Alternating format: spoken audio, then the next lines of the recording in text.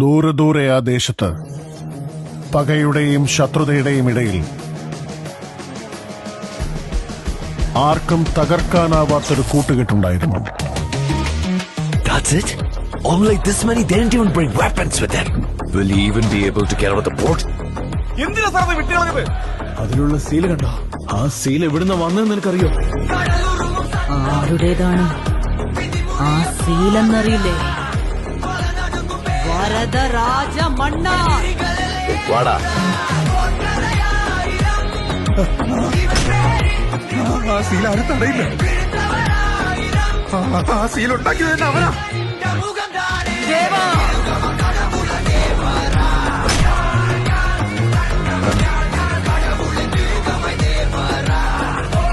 Khan sir ഒരുപാട് പേരുടെ കഥ മാറ്റിയിട്ടുണ്ട്. പക്ഷെ ഖാൻ സാറിന്റെ കഥ മാറ്റിയത്